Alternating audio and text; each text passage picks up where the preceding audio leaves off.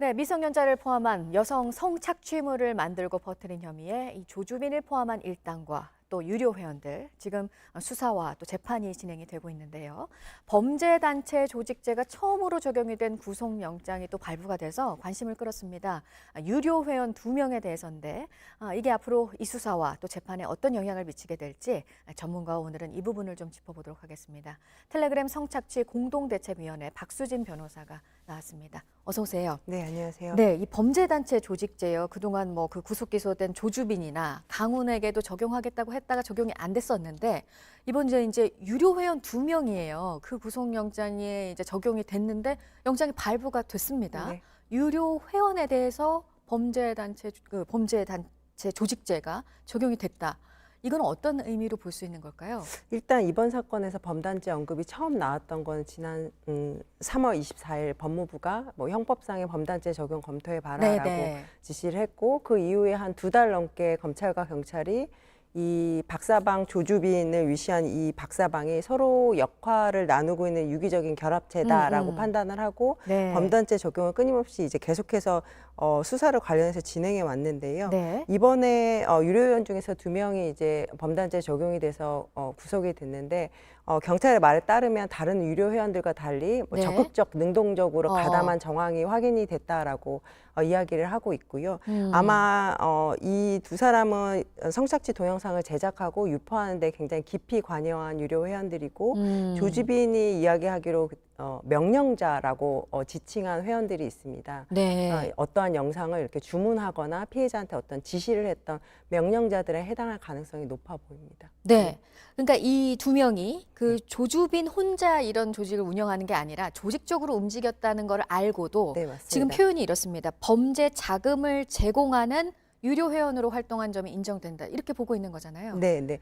일단 이들의 경우에는 박사방의 일종의 역할과 책임을 분담하는 운영 체계를 가지고 있다는 사실을 알고도 유료회원으로 가입을 해가지고 활동을 했다고 판단이 돼서 범죄단체 가입죄를 적용한 것이고요. 네. 사실 검찰이 유료회원을 대상으로 해서 처벌의 필요성이라던가 처벌의 수위의 어떤 중요성을 강조한 것은 예전부터 계속 그런 태도를 보여왔는데요. 네네. 이제 유료회원이라는 표현 자체가 어떤 합법적인 회원의 어떤 의미를 가지는 그런 느낌이 것이 좀 있기 있어요. 때문에 네. 예, 검찰이 예전에도 별도의 브리핑을 통해서 유료회원이라는 표현은 적절하지 않다. 성착취 범죄 행위 제공자, 범죄 자금 제공자라는 자금 제공자라는 표현을 써야 된다라고 하면서 이 유료회원들, 특히 유료회원들이 제공했던 어떤 금전적인 회원비, 후원비라는 명목으로 이제 조주빈 일당한테 제공했던 이 금원의 성격의 어떤 위법성을 굉장히 네. 강조해 오고 있습니다. 그러면 지금 박사방이나 뭐 N번방 이런 방들이 이렇게 만들어지고 계속 운영이 되고 이건 다 사실 유료 회원들이 있어서 그런 네, 거잖아요. 네, 네, 맞습니다. 그럼 지금 일단 이 죄 혐의가 적용된 게 유료 회원 2명이고 네. 다른 유료 회원들에 대해서도 이 혐의가 그럼 적용될 가능성이 있는 겁니까? 네, 지금까지 보도된 바에 따르면 네. 지금 수사기관 한 60여 명의 유료위원들에 대해서 입건해서 수사를 진행하고 있다라고 네. 발표를 했고요. 네네. 그다음에 특히 한 36명 정도는 범죄단체와 관련된 법 적용을 염두에 두고 입건해서 수사를 진행하고 있습니다. 네. 그래서 최근에는 조주빈의 핸드폰 중에 한 대에 대해서 비밀번호가 풀리기도 했고 또 압수수색이 일부 강훈과 같은 어떤 주요 공범들에 대해서 이뤄지기도 했기 때문에 네. 아마 계속해서 유료 회원들에 대한 어떤 수사는 진척이 있을 것으로 예상을 하고 있습니다. 네, 지금 뭐 유료 회원 일단 얘기를 했지만 그 뭐 조주빈, 강훈 공범들은 아직 이 혐의가 적용이 되지 네, 않아서 맞습니다. 지금 이렇게 적용이 일단 되기 시작하면 확대가 될 수 있다는 거잖아요. 가담자 모두에게. 맞습니다. 그 가능성은 어떻게 보시나요? 일단 적어도 박사방의 운영자들이나 네. 아니면 조주빈에 대해서는 범죄단체 조직죄 적용할 것으로 보입니다. 왜냐하면 유료 회원들에 대해서 범죄단체 가입죄가 적용이 됐기 때문에 가입하려면 사실은 범죄단체가 존재해야 되기 때문에 그런 흐름에서 보면 검찰이 적어도 조주빈이나 박사방에 대해서 네. 범죄단체로서의 어떤 추가 기소의 방향을 앞으로 잡은 것으로 보이고요.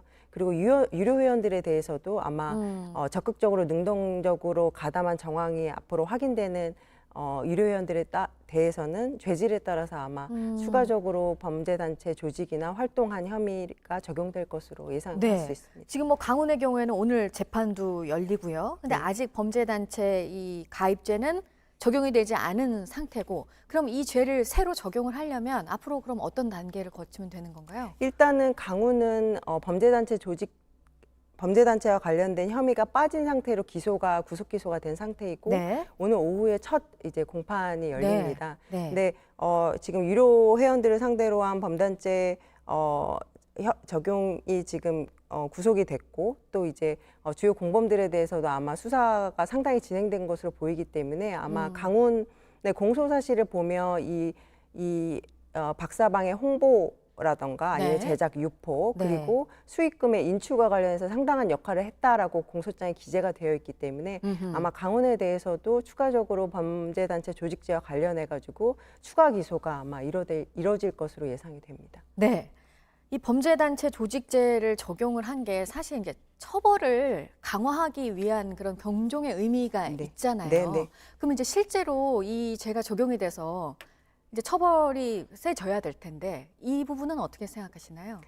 일단은 많이들 요즘 이야기되고 있는데 범죄단체 조직죄가 적용이 되려면 대법원 판례에서 요구하고 있는 4가지 요건들이 있습니다. 네. 뭐 다수의 구성원이 있어야 되고 그 구성원이 공동으로 목적한 범죄가 있어야 되고 시간적인 계속성이 있어야 되고 마지막으로 이제 지휘 통솔 체계가 있어야 되는데 특히 이제 4번째 마지막 요건인 지휘 통솔 체계가 과연 이 N번방 운영과 관련해서 있었는지가 주요 이제 쟁점이 되고 있는데요. 네. 지금 검찰이나 경찰이 발표한 것으로 보면 이 유료 회원들과 주요 공범들 사이에 어떤 지휘 통솔 체계로 볼 만한 어떤 정황들이 확인이 되고 있어가지고요.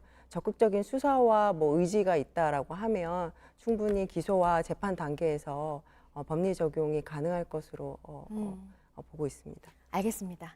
오늘 여기까지 듣도록 하겠습니다. 박수진 변호사였습니다. 잘 들었습니다.